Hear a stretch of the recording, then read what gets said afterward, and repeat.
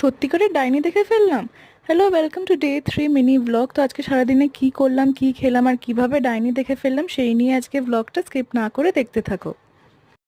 ঘুম থেকে উঠে তো নিজেকে মোটিভেট করার চেষ্টা করলাম মর্নিং ওয়াকে যাওয়ার জন্য, তারপর রেডিও হয়ে গেলাম। সেটার জন্য মা তো দেখি ঠাকুর ঘরে গিয়ে কাজ করছে রোজকার মতন, ঠাকুর পরিষ্কার করা। তো আমি আর দাদা বেরিয়ে পড়লাম পার্কের জন্য হাঁটতে যাবো বলে। গিয়ে তো দেখা হয়ে গেল ডগো ফ্রেন্ডদের সাথে, তারপর ঠাকুরের আশীর্বাদও নিয়ে নিলাম, একটু হেঁটেও নিলাম, এক্সারসাইজ করে নিয়ে আজকে ডাব খেলাম, খুব গরম পড়েছিল তো তাই রিফ্রেশমেন্টও হলো। নিয়ে আজকে তরমুজ কিনে আনলাম, দ্য মোস্ট আইডিয়াল খাবার সামারের জন্য। তারপর টুকটাক বাজার করে আজ পাপা গাড়ি এনেছিল বলে গাড়ি করেই চলে এলাম। এসে তো 10টার সময় সেই ব্রেকফাস্ট করলাম, পরোটা আর আচার আমার ফেভারিট। তো দাদা তারপর লাঞ্চ করে বেরিয়ে গেল, পাপা তো তার আগেই বেরিয়ে গেছে। তারপর চান করে উঠে একটু মুখে বরফ ঘষে তারপর স্কিন কেয়ার করলাম হচ্ছে ডট অ্যান্ড কিয়ের টোনার, সিরাম, সানস্ক্রিন আর হাইফেনের ময়শ্চারাইজার দিয়ে, যেগুলো আমার পক্ষে খুব অ্যাপ্ট।